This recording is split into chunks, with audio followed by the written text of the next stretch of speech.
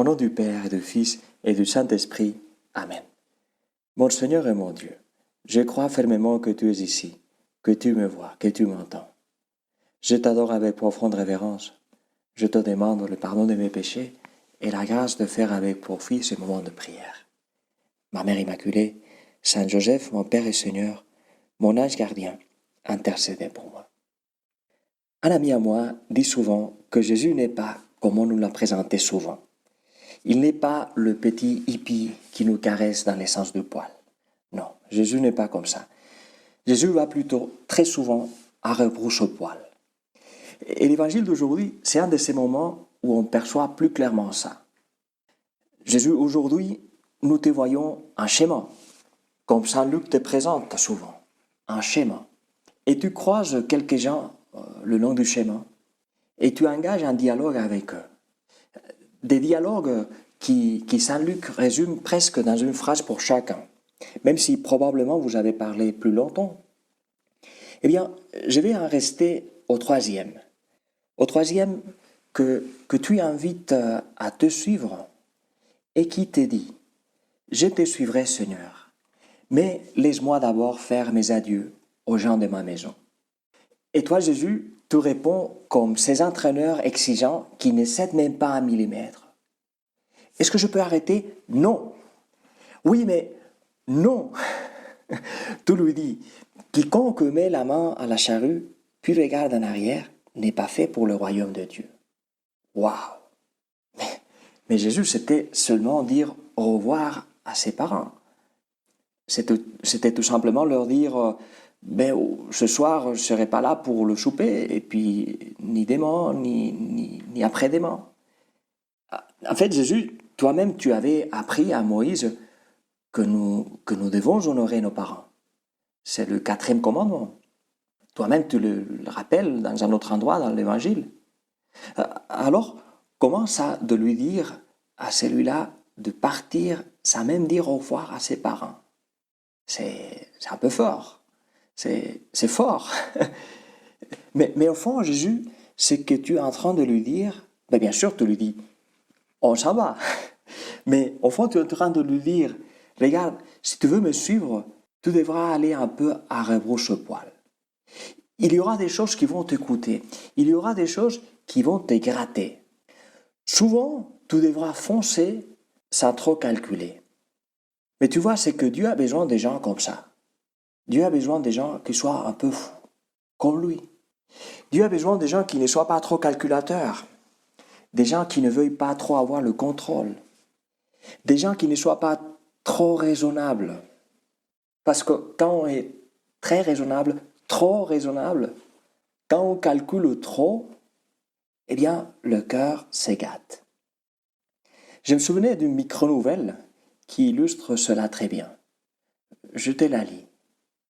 Dans le paradis terrestre, le jour lumineux où les fleurs ont été créées, et avant qu'Ève ne soit tentée par les serpents, le mauvais esprit s'est approché de la plus belle des roses nouvelles au moment où elle tendait la virginité rouge de ses lèvres pour se faire caresser par les soleils célestes. « Vous êtes belle ?»« Je le suis, dit la rose. »« Belle et heureuse, poursuit le diable.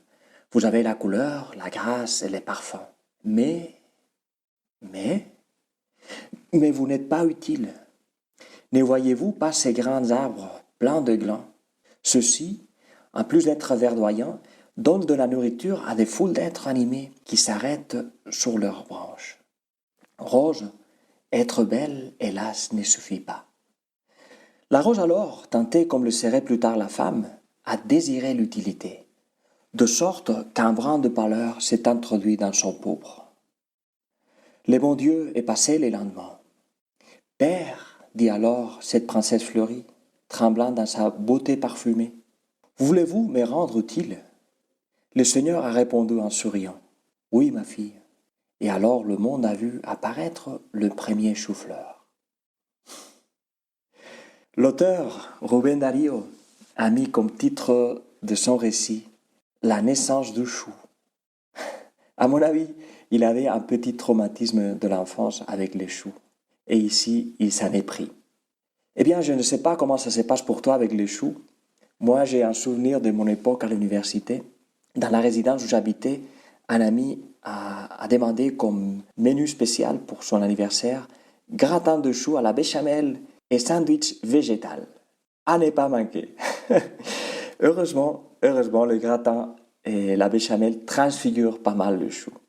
Et puis, bon, le sandwich végétal n'était pas si mal, mais enfin, on l'a taquiné pendant des années avec ça, et je le fais encore maintenant. Mais quelle est la question avec cette apocryphe de la Genèse?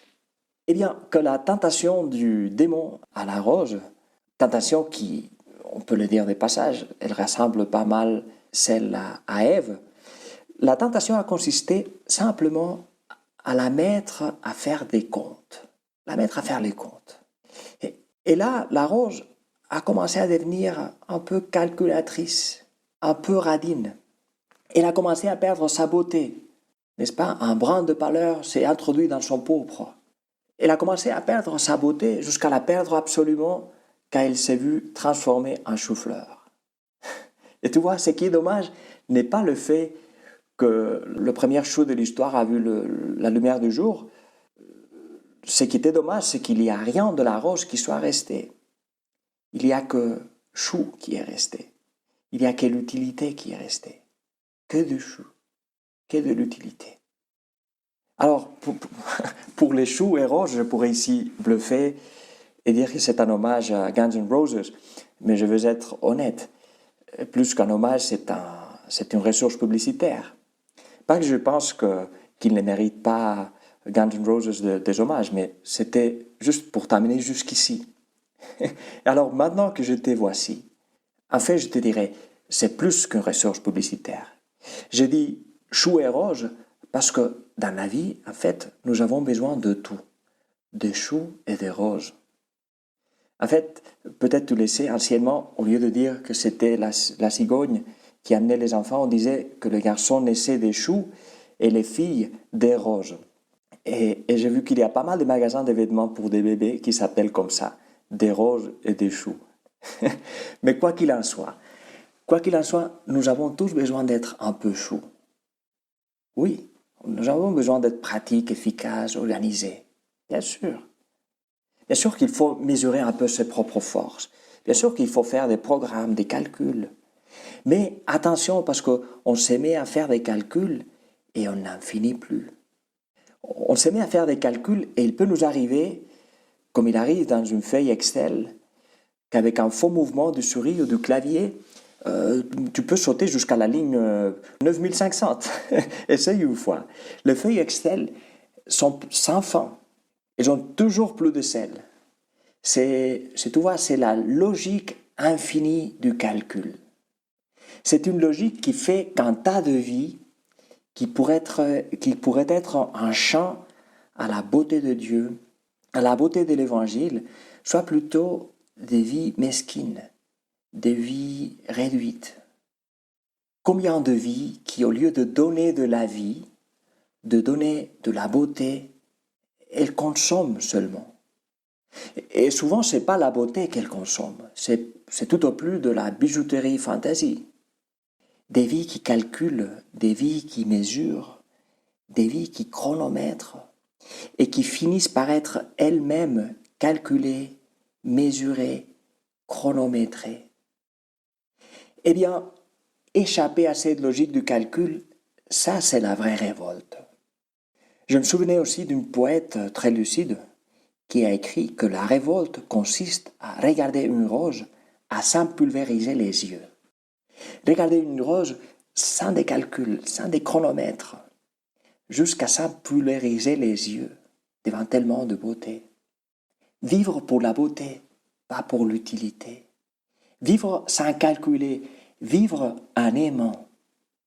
Et donc, la révolte, Jésus, la vraie révolte que je te demande pour moi, et pour tous ceux et celles qui sont en train de prier avec moi maintenant, c'est que je me décide ce que nous décidions, dans une chose et dans une autre, une chose après l'autre, concrète, parce que tu vois, la vie se fait seulement comme ça, dans les détails, dans la miniature. Eh bien, Seigneur, que dans une chose et dans une autre, je me décide de donner ma vie pour donner de la vie autour de moi. Si tu veux sauver ta vie, si tu veux garder ta vie, nous dit Jésus, tu vas la perdre. Tu vas transformer en chou tout ce qui en toi était appelé à être rose. Si par contre tu la perds, ta vie, si tu la dépenses en la donnant, en te mettant au service de quelque chose de plus grand que toi, sans faire trop de calculs, alors tu la trouveras.